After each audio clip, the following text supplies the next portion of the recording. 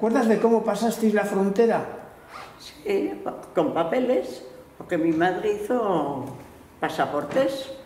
Como éramos españolas, pues nos hicieron pasaportes y vinimos. Y paramos en Irún.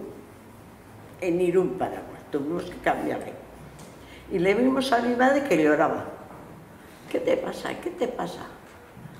Nada, nada.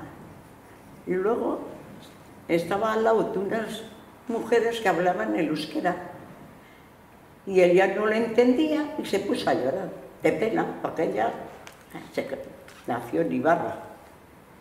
En Tolosa, pero la madre era de Ibarra.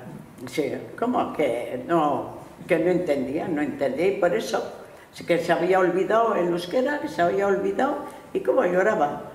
Luego vinimos a casa de mi abuela, que era manca, que le llamaban, en Tolosa le llaman por la manca, y hay muy mal muy mal. Y entonces en Tolosa había unas mujeres de esas que se comían los santos. ¡Qué horror! 3 hermanas sin comulgar. ¿Esto qué es? Sin hacer la comunión. ¡Qué horror! ¡Qué horror!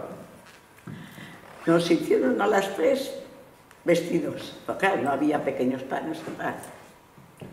Nos dieron para desayunar una taza de chocolate con un bollo. Y luego, ya está, como ya habíamos cumplido con el de arriba, ya habíamos comulgado, allí nada. Y en Tolosa había en la calle Rontilla un sitio que daban de comer a los niños que con necesidad y así. Y a nosotros no nos quisieron coger, así de claro. ¿Por qué nos quisieron coger? Porque veníamos de allí, que mi padre era rojo, bueno, pero allí también había niños. Pues a nosotros ya sabía. Y eso que nos habían comulgado, pues fíjate si no nos comulgan. O sea que sufristeis represión de algún... Sí, aquí sí. Sí. Sí, ya te digo que sí. Por la comunión es que les amenazaron, bueno, a la moña, le amenazaron con desterrarlas si las niñas no hacían la comunión.